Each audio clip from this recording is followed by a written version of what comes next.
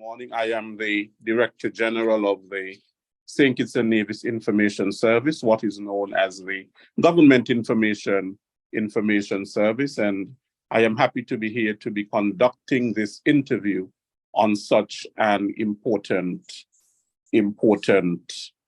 issue in our Caribbean region, that of the movement of capital and all the challenges that it poses within our region because of our heavily reliance on foreign correspondent banks and all of that.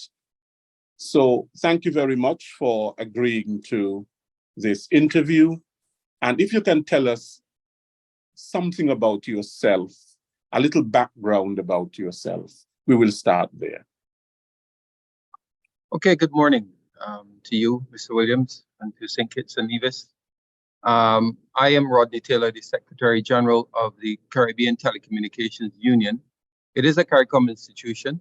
It is an intergovernmental organization based here in Trinidad and Tobago since 1989. And it has a regional role in terms of promoting information and communications technology to help drive social and economic development in the Caribbean. We have 20 member states. We also have private sector members, mostly those companies doing business in the technology field. We drive harmonization of legislation, policy, and regulation around information and communication technology.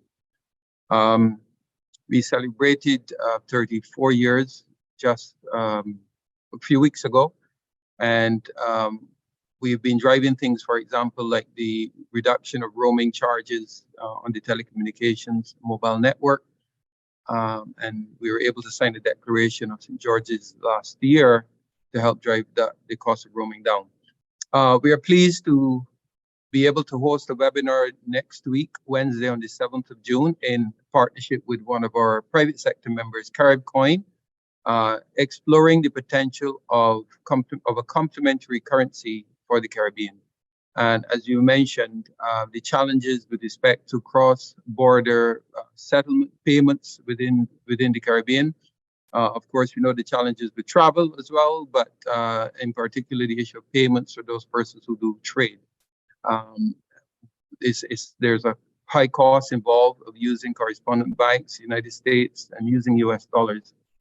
And so this complementary currency seeks to drive down the cost of doing that by providing a simple, easy, and efficient way of settling payments, in particular for those businesses that are trading, say, between Jamaica and Barbados or Guyana. And so we're happy to support this initiative. Right. So what I would like to know is, because we are having these challenges within the Caribbean region with respect to the movement of money, and we have de-risking issues and our relationship with all of these correspondent banks, the complementary currency to which you spoke about is designed to remove some of those challenges. Yeah, so maybe I'll step in here now. So my name is Schröder. I'm founder and chief system architect of CaribCoin. I started this venture something like 3 years ago. It was addressed by Gabriel Abet, and he brought this problem of the region in front of me. And since I've been doing large societal change projects for 30 years now, I said, now this is a really tempting thing. And this is not just a technical thing, it's a societal thing. There are governance topics in there if you introduce something like a new currency to a region. So maybe I might compare it to what we have lived through in Europe. We have introduced the euro, but all of the national currencies have been abolished. And that was a really, really hard pathway to go. And if you look into the theory of currencies, there's another way one can go. And this is what we propose to the Caribbean. We propose a complementary currency which lives aside all the national currency. So at every moment you can exchange them. And now what makes this different from the US dollar? If you look at the US dollar, half of the year, there's not enough in the region. Carib dollar will stay in the region. It's regionally bound, so it's designed to support trade between businesses within the Caribbean. The second thing is, if you want to do trade now, you need a correspondent bank. They're de-risking, so they're leaving the region. There's no risk of Carib dollar leaving the region because it's bound to be in the region. It's made for the region. So we tackle the second problem as well. And the third is a lot of MSMEs, micro, small, and medium-sized enterprises don't even have access to banking. And this is something we can change as well. We work together with payment service providers, which are already active in the region, and use their reach out to give access to Carib dollars. So at the end, since it's a digital currency, you'll have a wallet on your laptop and you can send money directly, instantaneously from wherever, Grenada to St. Kitts, from St. Kitts to Jamaica, from Jamaica to Trinidad, because this complementary currency may be used in all of these countries. So that's the general idea behind it. And since it can't leave the region, we won't have the same problems like with the US dollar. I think that's the most important thing there. Right. Part of the problem that we have in the Caribbean is that we are looking for something that is sustainable and something that is going to contribute to the sustainable development of our Caribbean region. How sustainable will CaribCoin be in alleviating some of the problems that we announced earlier? So if you look at studies, for example, from the International Monetary Fund, they say if there is some kind of a payment system like the one described, this could lead to an enhancement of more or less 100% of trade between Caribbean countries. So this is, I think it can be a huge part in, for example, fostering the agricultural sector, where the Caribbean wants to foster self-sufficiency in there. But you need to have this fast and easy method of payments. Otherwise, this will not work. So it's a direct lever for the sustainable development. And the system itself will be set up in a way that it will be really stable. It will be anchored in the region. We're thinking about a multi-stakeholder governance, having public-private partnership, making all this possible. And that's why I'm so happy that we're working together with CTU. Thanks for that, Rodney, because I think this has to be a child of the region and not just some tech companies setting up a new payment vehicle. It has to be governed by a mix of politicians, central banks, societal actors like the CTU. This is something what we need, and I think this makes the whole thing sustainable and very different from other payment services like e-money or things people are using today. Right. How different is that? Because we've had people that have come into the region and we hear them speaking about cryptocurrency and all of that. So it's uses that, sorry?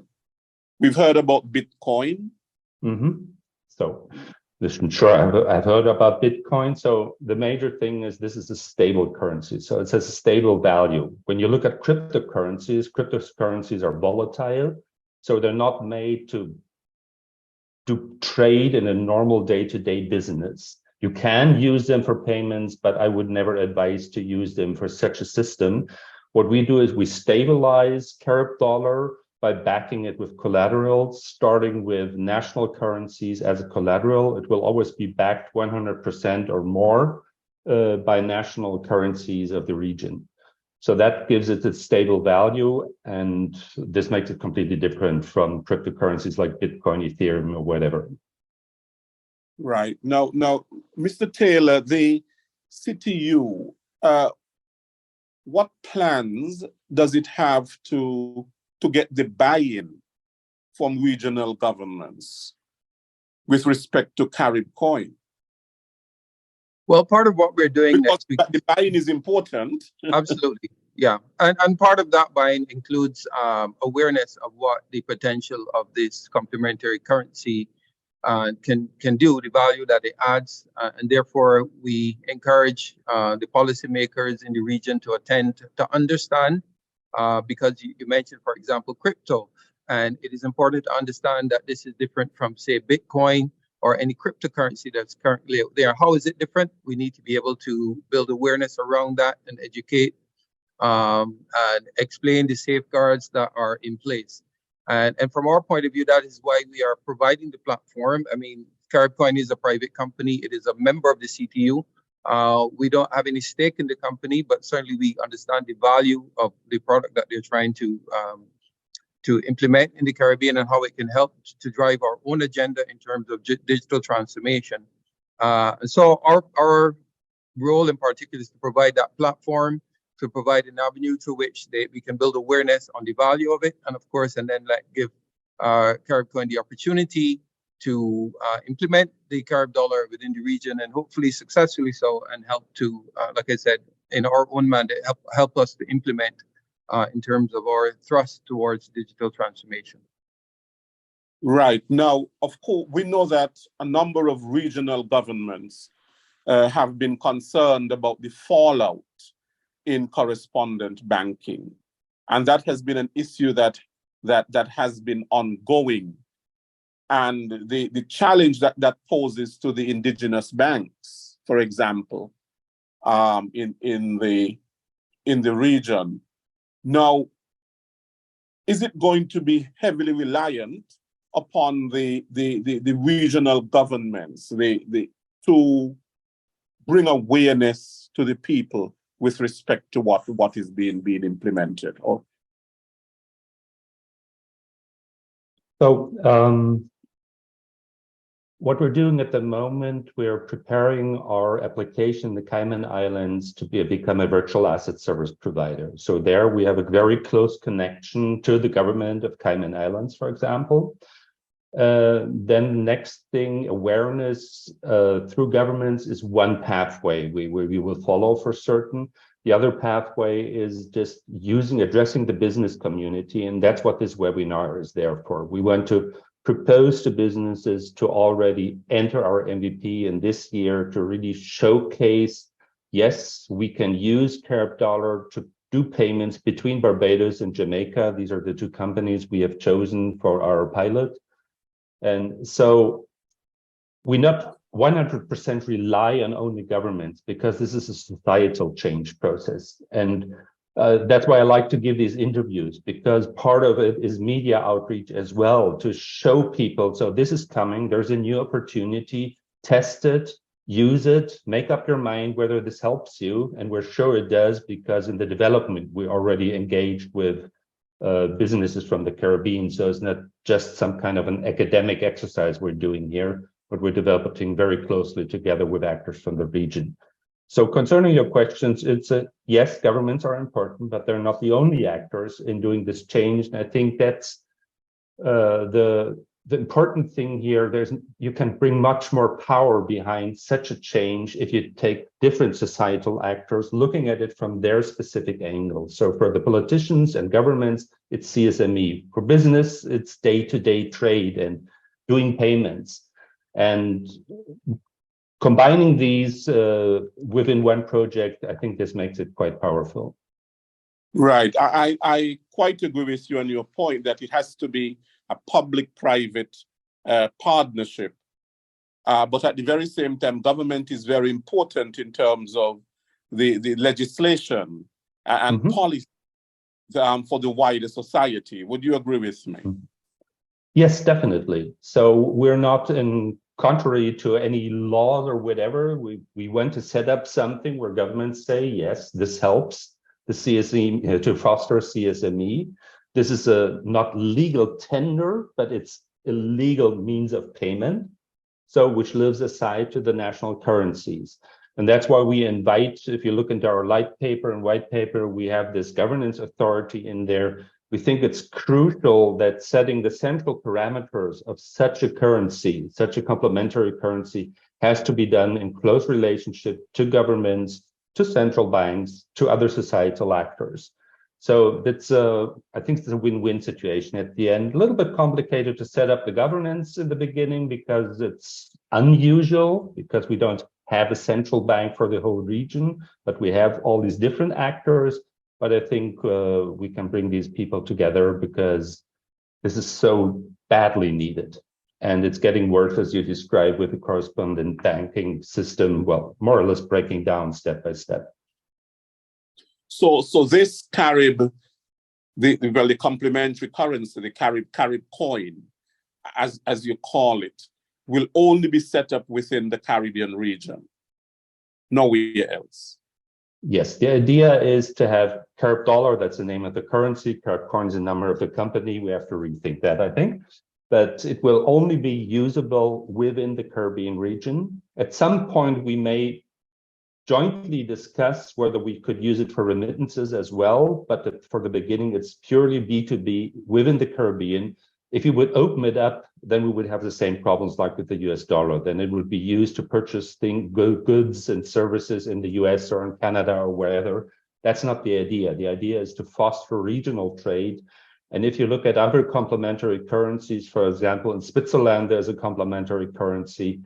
This is just used for businesses, and it has shown to have a very strong positive effect, specifically when there are economic shocks. Then you have this second currency, which behaves a little bit different than the one, the Swiss franc in that example. Do you think it will pose any threats, for example, to the integrity of fiat currencies within the region? I can't think about real threats. We have to balance the monetary policy if it becomes big with the monetary policies of the central banks. But then we're back to, this is public-private partnership. So it's nothing we do as a private company solely by ourselves, but it's something which has to be discussed and debated. And I think if we take the advantages of both systems, of the national currencies and this complementary currency, we can add up, and the summit will be more than just 1 + 1 or 15 + 1. Okay, so it is going to contribute to the stability of the region's economy. This is what all our studies and what we have done in research shows us, and I think we have to watch very carefully, but this is part of setting up this MVP, setting up a monitoring system as well. I personally believe this will be a huge factor in contributing to a bettering of the Caribbean economy. But Rodney, maybe up to you. What are your thoughts on this? Yeah, so, I mean, we wouldn't be involved if we didn't think that it would be beneficial in terms of helping to drive the social and economic development. I agree with Dr. Schröder that it is not just the governments, but certainly you want the uptake from the private sector, from persons doing business. We think it can only help. I mean, if the issue of, we do have our fiat currencies, the Barbados dollar, the Jamaican dollar, and we're not talking about removing that or having a common currency, which we know is a very mammoth task. And that's a much more long-term discussion. And I don't think there's any move to do that at the moment. So what we're saying is that we don't even need that. We don't need a common currency. What this complementary currency does is solve that problem in the digital world by allowing the movement of capital without having a common currency in the region. So we think it's a win-win from that perspective. Okay, Mr. Taylor, speak, because all of this is going to include the digitalization and all of that. How are we strengthening our ICT security within the region? Because that is going to be very, very important to the implementation of this digital currency. Security, ICT security. Yes, and we very recently held a forum, an executive briefing actually, with all the ministers in the region with responsibility for information and communication technology. And of course, cybersecurity is a part of that. From St. Kitts and Nevis, we had here with us at headquarters the Honorable Congress Maynard from St. Kitts and Nevis. And of course, he was joined by many colleagues from around the region. And we work with our international partners like the Internet Corporation for Assigned Names and Numbers, the American Registry for Internet Numbers, the International Telecommunication Union, to discuss this issue of security and how we could protect critical infrastructure in the region. And we know that there are challenges for sure in the region, but there are definitely things we can do, working along with the the CARICOM Agency for Crime and Security, CARICOM Impacts, which has developed along with us a regional cybersecurity plan of action.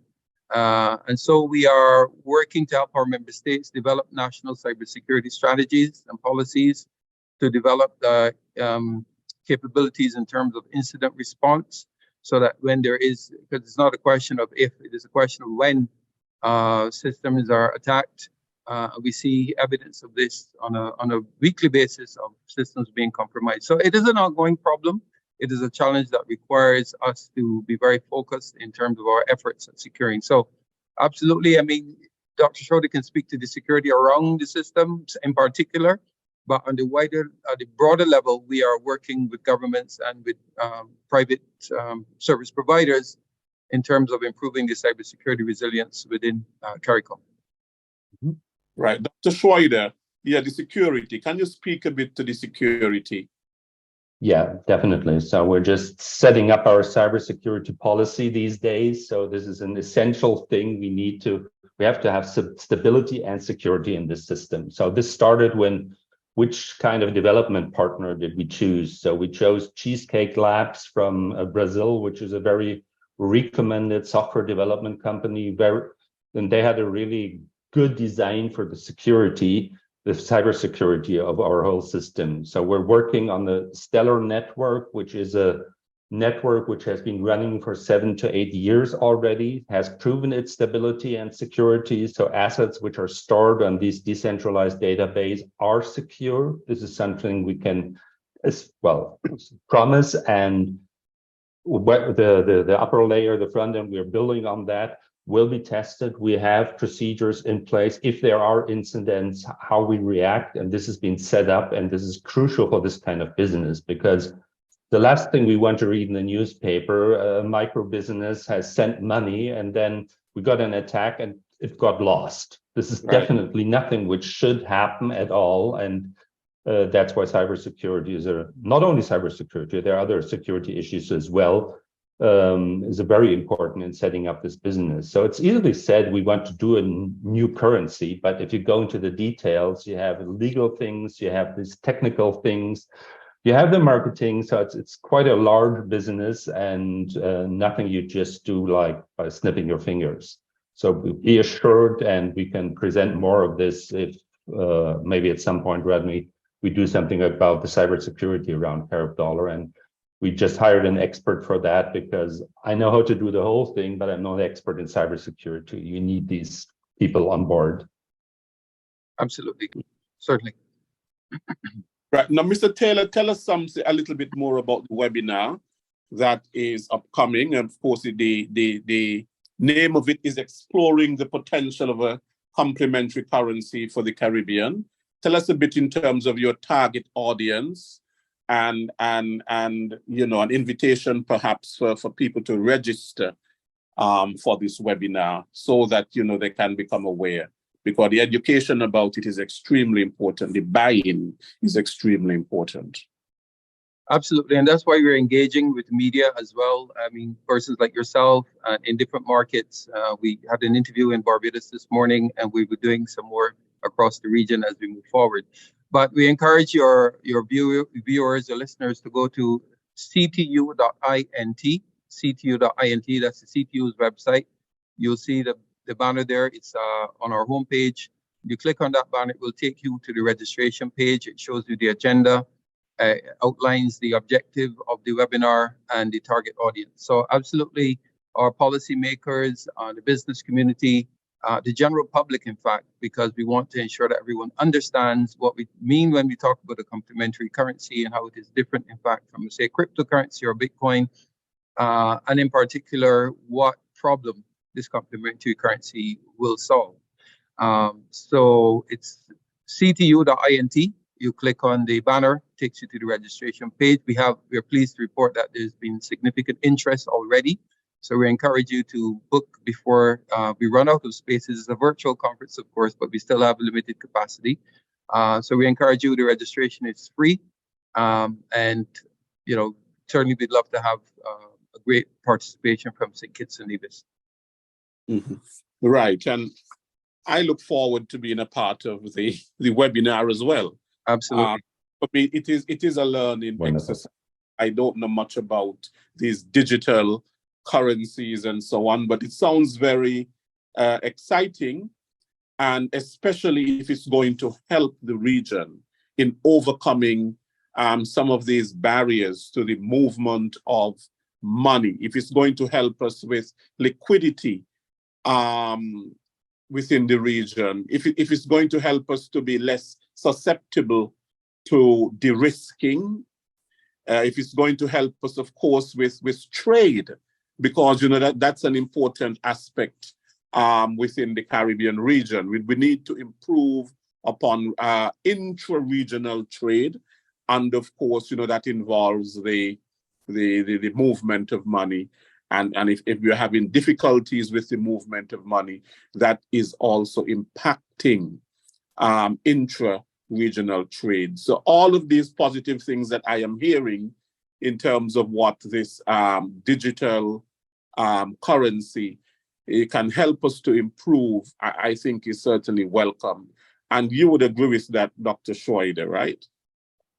Yeah, definitely. Maybe let's point out to one more thing we're planning. So we will integrate CariBizNet into this whole system. So one thing is you have Carib Dollar in your wallet. The next thing is you need to know whom you can pay with that, because the other party needs a wallet as well. So we'll start with a simple directory across the Caribbean, and you can even think about setting up a marketplace using Carib Dollar at the end. So that's the visions we have. But first we have to get the first steps running and really having Carib Dollar flow smoothly across the region. And yes, I'm in this project because it has the possibility of huge impact for the region. I'm not the guy who just builds technology because it's nice to build technology. I've always been engaged in projects which had outcome for the people at the end. And I truly believe this has a huge potential for the region. How is this going to impact our stock exchange? Well, let me take a vision on that. You could even think about a Caribbean stock exchange where you have all Caribbean stocks being traded in Carib Dollar, but that's just a personal vision and not part of this project. Essentially, if you look at the stocks, well, it's companies, their value will rise if you have more interregional trade. Should be positive. But I'm not an expert on Caribbean stocks, so. Thank you very much for having us and the opportunity to share information on this webinar, which we think is very important. Like I said, we want to have good regional participation. Eventually, even though the proposal is to start with Barbados and Jamaica, I'm sure that CaribCoin has plans to move beyond that. And of course, St. Kitts and Nevis, being a member of CARICOM, would be a part of that network. So we thank you for the opportunity to share this information with the people of St. Kitts and Nevis. Mm-hmm. Well, thank you very much, Mr. Taylor. Mr. Taylor is the Secretary General of the Caribbean Telecommunications Union. And we also had Mr. Dr. Jan Schröder, who is the founder of CaribCoin. I want to thank both of you very much, and I look forward to sharing this information with our audience here in St. Kitts and Nevis, and to congratulate you for the initiative that you are really taking to try to improve, economic, if we want to say that, sustainability within the Caribbean region. So thank you very much.